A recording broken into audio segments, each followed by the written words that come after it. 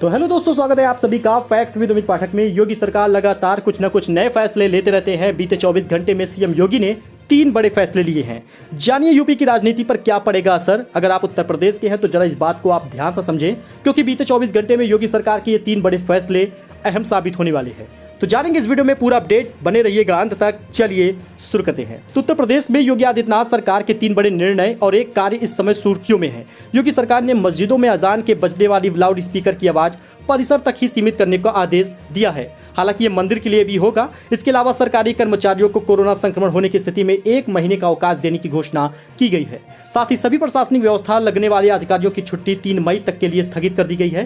कारण क्या है कि कोरोना लगातार बढ़ रहा है। ऐसे में 3 मई तक कई धार्मिक आयोजन भी होने हैं। ऐसे में सरकार ने इन लोगों की छुट्टियां रद्द कर दी हैं। वहीं बांग्लादेश से आए हिंदू परिवारों को जमीन का आवंटन कर दिया गया। इस मौके पर सीएम योगी आदित्यनाथ ने पीएम नरेंद्र मोदी की ओर से लाए गए नागरिकता संशोधन विधेयक यानी CAA का जिक्र किया।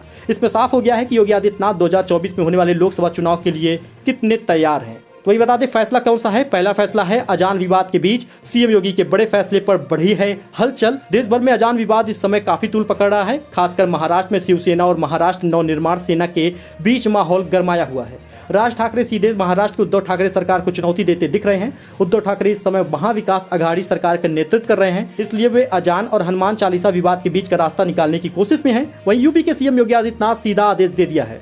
मस्जिदों में होने वाले अजान के लिए लाउड स्पीकर की आवाज परिसर तक ही रहेगी। सीएम योगी के आदेश के बाद निश्चित तौर पर प्रशासनिक स्तर पर लाउड स्पीकर की ध्वनि तीव्रता पर प्रशासनिक पदाधिकारियों की नजर रहेगी। लाउड स्पीकर पर योगी के फैसले का असर क्या होगा, आप इसको समझें। जी आपको बता दें, राज ठाकरे ने 3 मई को यानी ईद के बाद मस्जिदों में लाउड स्पीकर से होने वाले अजान पर रोक लगाने की मांग की। उन्होंने सीधी चेतावनी दे डाली कि अगर यह बंद नहीं होता तो मस्जिदों के सामने हनुमान चालीसा का पाठ होगा। इस प्रकार की बातें यूपी में भी सुनाई देने लगी। ऐसे में सीएम योगी ने आदेश दिया कि जब मस्जिदों में होने वाले अजान की आवाज परिसर तक ही रहेगी तो फिर हनुमान चालीसा का पाठ जैसी स्थिति ही नहीं आएगी। अधिकारियों की छुट्टी होगी रद्द। जी हां, बता दें योगी आदित्यनाथ ने सोमवार को प्रदेश के पर्वों को लेकर अधिकारियों की छुट्टियां रद्द कर दी हैं। कमिश्नर, डीएम, एसपी से लेकर निचले स्तर तक के प्रशासनिक और पुलिस अधिकारियों की छुट्टियां 4 मई तक रद्द कर दी गई हैं। छुट्टी पर गए अधिकारियों को बीते 24 घंटे के अंदर ही अपने स्थल पर कार्यभार ग्रहण करने का निर्देश दिया गया है। प्रदेश में ईद और अक्षय तृतीया दोनों त्योहार धूमधाम से मनाया जाता है। अक्षय तृतीया 3 मई को है, वहीं चांद दिखने की स्थिति में 3 मई को ईद भी है। और इन दोनों पर्वों के दौरान प्रदेश में बड़े पैमाने पर सड़कों पर हलचल दिखती है। पर्वों के मौके पर किसी प्रकार की विधि व्यवस्था जैसी स्थिति न उत्पन्न हो, इसके लिए विशेष तौर पर रणनीति तैयार की गई है। तो इसीलिए छुट्टियां रद्द हैं। वहीं कोरोना संक्रमण के मामले 1 माह की छुट्टी। जी हां, योगी सरकार ने कोरोना संक्रमण के मामलों में सरकारी कर्मचारियों को 1 माह का आकस्मिक अवकाश देने का फैसला लिया है। जी हां दोस्तों, अगर किसी कर्मचारी को कोविड-19 का इन्फेक्शन होता है तो यूपी सरकार की ओर से उन्हें इलाज और उसकी बीमारी से निजात के लिए अधिकतम 1 महीने की छुट्टी की मंजूरी दी है। आगे भी इलाज कराने की स्थिति में अन्य छुट्टियां दी जाएंगी। घर में कोरोना संक्रमण होने के बाद 21 दिनों की छुट्टी दिए जाने की तैयारियां की गई हैं। योगी सरकार के आदेश ने कर्मचारियों को मानसिक तौर पर कोरोना काल में भी काम करने के लिए तैयार रहने में मदद की है।